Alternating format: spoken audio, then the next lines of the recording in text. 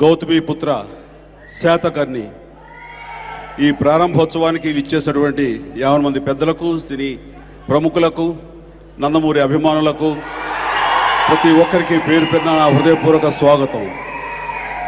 చాలా ఆనందంగా ఉంది. ఎందుకంటే 100వ సినిమా అనేది చాలా ప్రతిష్టాత్మకమైనటువంటి సినిమా. 100వ సినిమా గౌతమిపుత్ర శాతకర్ణి అని నిర్ణయం తీసుకోవడం అన్నది మొట్టమొదటి విజయంగా నేను భావిస్తున్నాను. ఇవి మైలురాయి వంటి సినిమాలు. ఇవి ఈ 100వ చిత్రం బాలకృష్ణ గారి చరిత్రలో ఇది అపూర్వమైనటువంటి సినిమాగా మిగిలిపోవడం ఖాయం.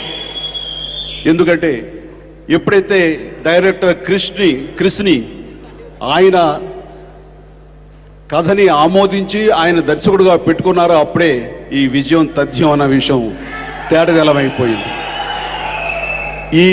ఇలాంటి సినిమాకి, ఇలాంటి చారిత్రాత్మకమైన సినిమాలకు సరైన దర్శకుడు క్రిస్.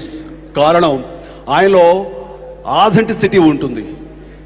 అది ఉదాహరణకి ఈ మధ్య సినిమా కంచె, అది సెకండ్ వరల్డ్ వార్ సినిమా. మన తెలుగులో అలాంటి హాలీవుడ్ స్థాయిని మరిపించే విధంగా తీయటం అనేది అది ఆషామాషి విషయం కాదు. అది క్రిస్ వల్లే అవుతున్నది.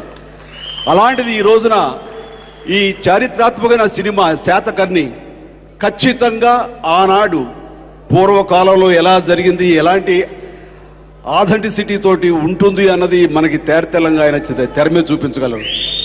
దానికి క్రిస్ అన్ని రకాలుగా న్యాయం చేస్తారు నమ్మకం నాకుంది. ఆ పాత్రలో ఇమిడిపోయి అత్యద్భుత నటనతోటి మనల్ని అందరినీ అలరిస్తారు బాలకృష్ణ అన్న నమ్మకం నాకుంది.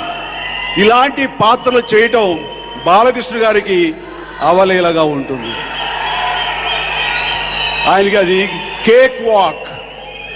దాంట్లో ఆయన రాణిస్తారు, మనల్ని అలరిస్తారంటలో ఎలాంటి సందేహం లేదు. ఈ మధ్యకాలంలో 100 రోజులు ఆడటం అనేది గగనమైపోయింది.